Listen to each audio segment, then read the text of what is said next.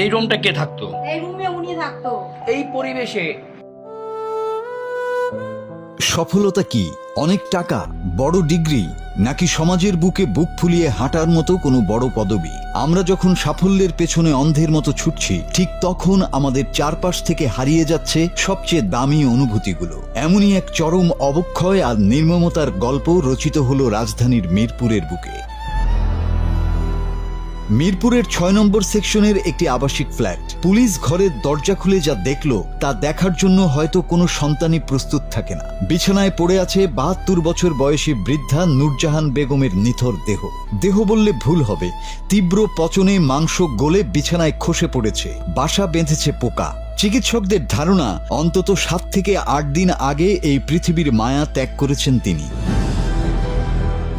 কিন্তু ট্র্যাজেডি এখানে নয়। ট্র্যাজেডি হলো যে ঘর থেকে এই পচা গন্ধ বেরোচ্ছিল সেই একই ফ্ল্যাটের পাশের রুমেই থাকতেন তার মেয়ে। একই ছাদের নিচে মাত্র কয়েক হাত দূরত্বে মা মরে পচে রইলেন, অথচ ৭-৮ দিন ধরে মেয়ে টের পেলেন না। রোববার রাতে যখন তিনি মাকে ডাকতে যান, সাড়া না পেয়ে ভাবলেন মা হয়তো অসুস্থ। ডেকে আনলেন নার্স। সেই নার্স ঘরে ঢুকে যখন এই ভয়াবহ দৃশ্য দেখলেন, তখন পুরো এলাকায় স্তব্ধ হয়ে গেল। পুলিশও বিস্মিত, মা ঘরে মরে পচে গেল, অথচ মেয়ের নাকে কোনো গন্ধ পৌঁছালো না। এই অসারতা কি কেবলই ঘ্রাণশক্তির, নাকি আমাদের ভেতরের মানবিকতার?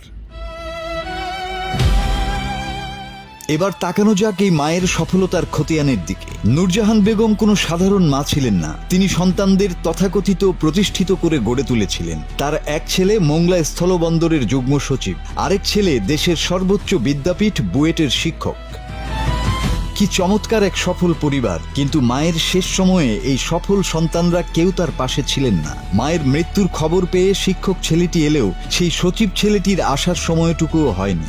যে মা নিজের রক্ত জল করে সন্তানদের সমাজের উঁচুতলায় বসালেন, সেই মায়ের গলিত লাশের পাশে দাঁড়ানোর ফুরসত মিলল না তার সন্তানদের।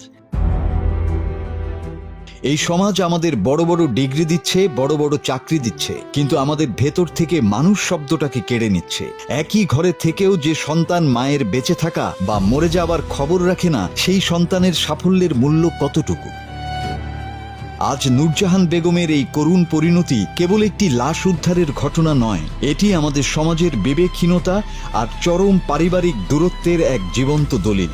আমরা কি আসলেই উন্নত হচ্ছি, নাকি দিন দিন এক একটি জীবন্ত রোবটে পরিণত হচ্ছি? মাসুদ হাসান, বাংলা টিভি।